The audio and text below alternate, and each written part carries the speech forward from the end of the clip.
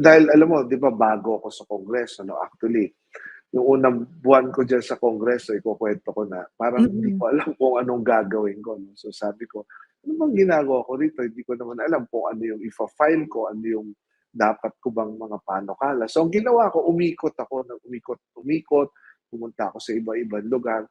Pagdating ko sa iba-ibang lugar, isa lang talaga yung lagi kong nakikita yung hinaing, yung pangamba, yung takot ng ating mga kasama kakababayan. Ito lang yung pagkakasakit mo.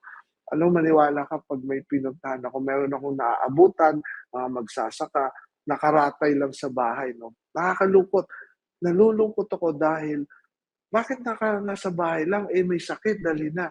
Ayaw magpadala sa hospital, para bang nag-aantay na lang ng oras kasi 'pag dinala sa hospital, ang feeling nila madadamay nila yung pamilya. Mababaon sa utang, lalong malulugmok sa kahirapan. Yung isang sakit na lang ang pagitan, lugmok ka na sa kahirapan, eh. Mm. So, gano'n ang nangyayari.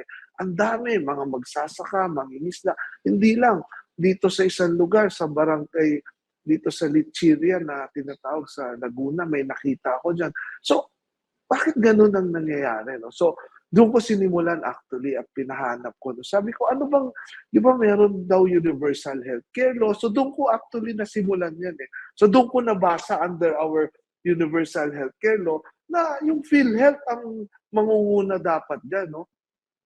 So, 'yun ang pinahanap ko. So, sabi ko tingnan nga natin kung ano yung PhilHealth na 'yan 'no. So, pinakuha ko yung financial statement nila, yung everything. So, do'n ko siya nakita actually 'no, na contrary to what everybody ng pagkakaalam na lugi ang PhilHealth, eh, talagang 'pag tiningnan mo yung financial statement, oh, Prof. Cielo, alam mo negative yung dulo niya, eh, 'no, but these are all accounting, ah, entries 'no, para so yun pinahimay ko, dun ko actually nakita na meron pala silang 400 during that time, 466 billion pesos Mm. na naka-invest. And Mm. ito yun nung September 6 during the last budget hearing nung last year, September 6 of 2023, do'n ko unang tinanong 'yan 'no. Sabi ko, "Eh, ang dami niyo palang pera, ano nangyayari 'no?" At yung isa pa, ang daming nagsasabi 'pag PhilHealth ang pinag-usapan during that time, ayaw tanggapin ng hospital dahil ang daming utang sa mga hospital din. So, Mm. do'n actually kami nagsimula 'no. So, 466 billion and during that time yung based on the report, it was September, as of July 31, 68 billion na yung net income nila kaagad. So, 'pag titingnan mo, merong disconnect, eh, 'no? Ang Mm. laki ng pera, sabi sa universal healthcare law, PhilHealth ang, mangunguna, pero bakit gano'n? Bakit ang dami nilang pera and then yung mga may sakit, walang pera pagdating sa hospital, ayaw magpa-hospital, bakit gano'n ang nangyayari? Do'n Mm. ako nag-start actually. Oo. Yun nga yung ano, eh, parehas yan ng kwento ni Dr. Tony Leachon, yung pinost niya online Yes. na may isang nanay na buntis, na Oo. napanganak na siya pero ayaw niyang magpa-admit sa hospital kasi walang Yes, pangbayad. yeah, tama, oo. Yun, namatay na lang Namatay ata na lang yun sa 'no? Ano sidewalk lang, 'no? sa sidewalk, Parehas oo. yung nanay at saka yung anak. Kaya po ako talaga siguro ilang episodes na yung nade-dedicate ko dito sa PhilHealth na discussion pero gusto Ako ko ang talagang ang dami ipaalam. ang dami kong kuwentong ganyan actually 'no. Meron pang mga kuwento na alam mo ayokong i-share kasi, Mm. alam mo nakakaiyak talaga 'no. Ang daming gano'n, pumupunta sa office namin, sa opisina na bakit hindi agad, naagapan 'no, yung mga Mm. sakit sa cancer na puwede namang maagapan 'no, dahil sa napakamahal ng scan, hindi kaya Mm. magpa-scan. 'Pag pumunta sa public hospital, yung pila ay, napakahaba, yung mga Mm.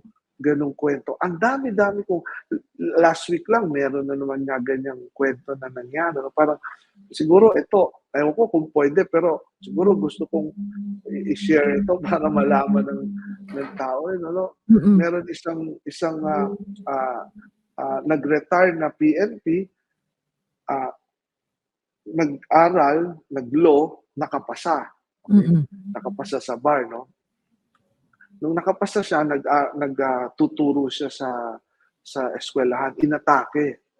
Nung inatake sa puso, naagapan, nadala sa hospital. Okay? Naoperahan, yung bara, naoperahan, no? 4 na bara.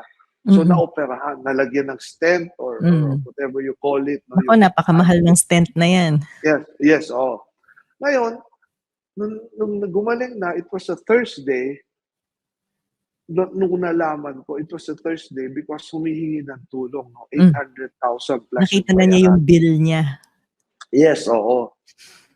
Di, tinignan natin, ang pwede nating maitulong because of our guarantee letters and everything, bawas yung may mga hindi kasi pwedeng i-charge ako. But anyway, meron pa siyang deposit dahil yung kotse niya, isinanla niya 450,000. Yun ang dineposit niya. But at the end of the day, meron pa siyang 800 plus, 880 plus, less yun kung maitutulong natin. May bayaran pa siyang mga almost 500 plus. It was a Thursday. I think ano na yan, no? Sundalo na yan na nag-abogado Sundalo pa. na. Ang nabawas lang ng PhilHealth is about 40,000 plus. Yes. It was a Thursday. It was Sabado siya madi-discharge. Friday, nagpakamatay. Yung pasyente. Para raw makuha niya yung lump sum ng pension, yung retirement, yung whatever, para hindi madama yung family. Because the family gusto nang isanla yung bahay. Yung bahay nila na naipundar niya. No, these are sad stories na nangyayari. So, kaya hindi ko hindi ko mapalampas yung mga ganyan. Bakit ganon ang nangyayari? Oo. Totoo po yan, no? Kasi yung nangyari yan sa husband ko yung stent na yan. Tama po kayo kasi yung sa amin, kay Dan noon, parang 7 stents pa yun. So isipin nyo ilang milyon ang na-cover lang ng PhilHealth. Mga ganyan, 35,000. Yes. So mauubos talaga lahat ng savings mo para lang makapagpagamot ka. So pinili niyang magpakamatay. Sinasabi ko na hindi po pwede mangyari kasi ngayon ang problema niya, nalaman ko yung insurance hindi niya makuha dahil hindi pala covered kapag yung mga ganong kaso. No? Pero bakit ganyan ang nangyayari? No? Bakit may mga ganitong pangyayari sa ganito? Samantala, ang laki ng pera na nandyan nakatago sa bangko. No? Ano ba yan nakatago? At saka tingin ko, importante pong malaman ng ating mga kababayan kasi baka merong hindi nauunawahan sa PhilHealth na akala nila kailangan ay nagbabayad ka muna ng premium para makipakinabangan ng PhilHealth. No? Mandato po yan sa batas na lahat ng Pilipino ay dapat nakikinabang sa PhilHealth. Whether nagbabayad ka po ng premium o hindi. Yung mga hindi nakakapagbayad ng premium, automatically enrolled po kayo sa PhilHealth. Kasama po dyan ang mga senior citizens, yung mga naka-enroll sa 4-piece program ng gobyerno, automatic po yan. Ngayon, kung nawalan po kayo ng trabaho at nagkasakit kayo, pwede po kayong pumunta sa government hospital at automatically i-enroll po kayo ng PhilHealth para bayaran yung inyong gastusin. Ang problema naman ngayon kung Wilbert, yung yung counterpart ng PhilHealth kasi katulad mo pinag-usapan natin yung stent. Milyon yung gastusin mo tapos ang makukuha mo sa PhilHealth 30,000. Parang actually may mga data yan Sa ASEAN region, tayo yung may pinakamalaking out-of-pocket expense. Actually, ang data natin, yung out-of-pocket expenses natin sa pagkakasakit, ranges from 44 to 90% pa rin. No?